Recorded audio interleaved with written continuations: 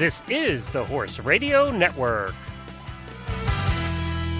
This is episode 358 of Horse Tip Daily, a different horse tip, a different equine topic, a different equestrian expert every day. Horse Tip Daily brings the world of equine knowledge to you one day at a time. Today's tip is sponsored by Equestrian Collections. For all of your holiday shopping needs, visit equestriancollections.com.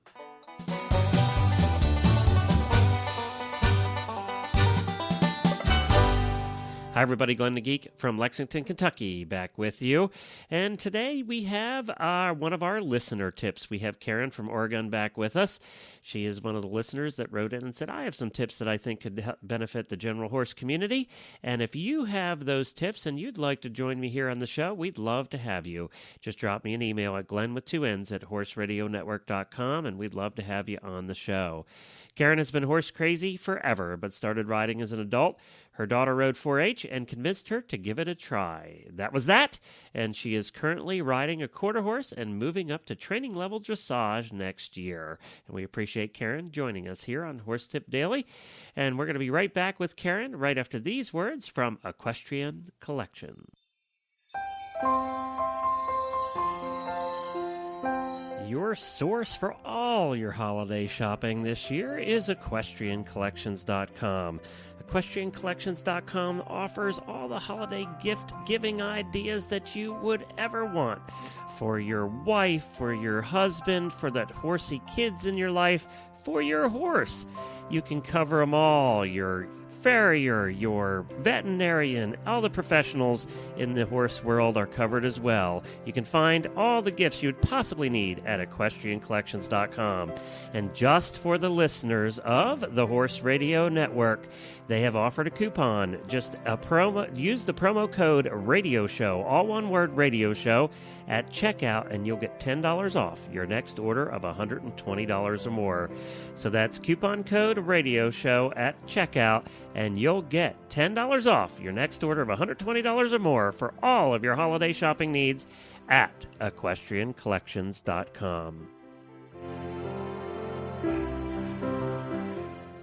Well, hi, Karen, and welcome back to Horse Tip Daily. We appreciate you being on.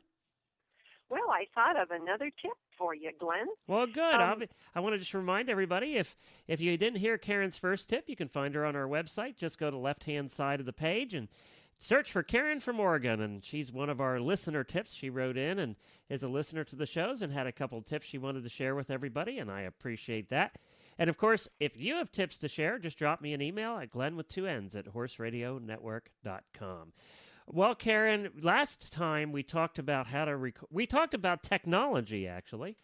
Yes, we did. How to use an MP3 player to record lessons. And today, it's sort of technology related, too, in a way.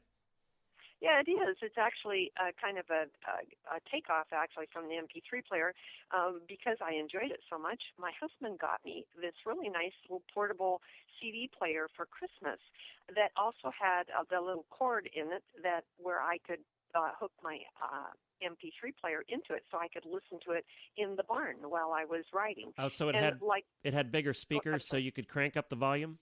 Exactly. It's like a BoomBox. Yep. And I refer to it as my BoomBox. So I could just really, because a lot of the little auxiliary speakers that you can buy aren't very loud, but this one is just like a regular BoomBox, but it will play my MP3 player. And so, like all barns and arenas, mine is dusty and dirty, and there's always right. And I don't have a really fancy encased place in my barn to put that boombox. So I just wrap it up in a plastic sack that doesn't have any holes in it. And it does a wonderful job of keeping that dirt off of it. And it doesn't interfere with the sound at all. And I can still adjust the volume on it just by having the plastic bag fairly loose on it, and I know where the volume is. But if I want to put my MP3 player in there, and I can just unwrap the thing and hook up the MP3 player and switch the little switch for the MP3 player to play instead of the selector switch instead of the radio or the CD player, and then just tuck it back in again, and away I go. So it's kind of one of those cheap, inexpensive things to be able to share with the listeners. Well, it's important, though. We always had the boombox in our barn that was covered in hay and dirt and bird poop and everything else, that happens in a barn. And you're right. After a while, they just get so gunked up, the speakers don't work anymore. So it doesn't affect the sound at all? No. The bag doesn't rattle? No, it doesn't. And I was surprised. I thought, how could such a why didn't I think of this sooner? And it's such a simple thing. And I had thought that it would interfere with the sound, but I thought, well, what the heck? I'm going to try it anyway. And it's just as clear as what it would be if it didn't have it. And of course, we're not looking for the extreme quality of the audio when you're in the barn, because the wind's usually blowing and things are rattling anyway, and there's a certain amount of noise, but it certainly keeps the hay and the dust and the dirt off of it. And when you're listening to podcasts, it doesn't get hot or anything either. That's it just is sitting there with its little wrapper on it. So a baggie on your boombox. Yeah. I use a clear plastic one, but probably you could even use any kind of bag on it. It's just that if it's clear, then you have a little better chance of being able to see where your knobs are. Now I always have lots of extra bags around that I can use. Well, that's when it terrific. gets too dirty, or gets a hole in it for some reason, I just put another one on it. Well, it sounds like a plan to me. I mean, that's a tip that I do so many of these tips where I go, why didn't somebody think of that before? And this is one of those. This is one of those. Well, thank you very much. That's a great tip. Now, you told me last time we were together that you ride... Oh, see, you think I would know to turn my phone off before I record now after doing 700 episodes. But I don't. I make the same mistakes over and over and over again. That's a horse husband thing, I think. It's a human thing. My wife would say it's a horse husband thing. Okay. I wanted to ask you, you said you do dressage. What level have you compete?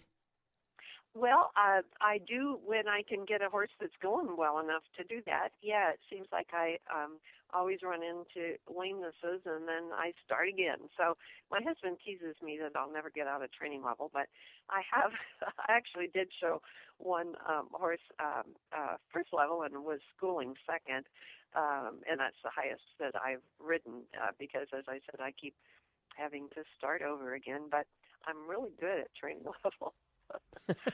Well, great. I have hopes that I'll get to be higher now, so be able to move up with the horse that I have. But I just enjoy the process, and we're also hay farmers, so I stay pretty busy in the summertime with chores on the farm, driving tractors, etc. So.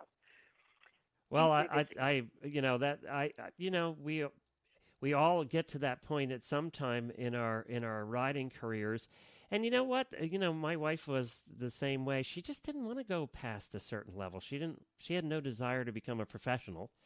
And, she was happy competing and bringing the horses up to a certain point, and then we would sell them. But that, I think it takes all kinds, and that's the reason it all works. Sure, absolutely. Yeah, I would like to get beyond first level or second level, but whether it happens or not, it doesn't really matter. I don't have any particular timelines. I'm enjoying the journey. Well, good. Terrific. Well, thank you very much for doing this tip. We appreciate it. Put the baggie on that boombox. Well, thanks again to Karen. We appreciate her joining us. Well, don't forget, Horses in the Morning, 9 a.m. each morning here on the Horse Radio Network, our only live daily show, Monday through Friday. It's been a lot of fun, thoroughly enjoying working with Jamie Jennings and my wife, Jennifer. And we've had some terrific guests from all over the horse world. And it's just been a lot of laughs and a good time every morning. So grab your cup of coffee. Join us 9 a.m., horsesinthemorning.com. For all the rest of our shows, visit horseradionetwork.com. We have 8 shows total now. There's something for everybody. And we truly are becoming the voice of the horse world. We'll see you again tomorrow with another new expert and another new horse tip. Until then, stay safe, everyone. The Horse Radio Network and the Horse Radio Network hosts are not responsible for statements of guests or their opinions. Use your own judgment when listening to the tips provided by the experts on Horse Tip Daily.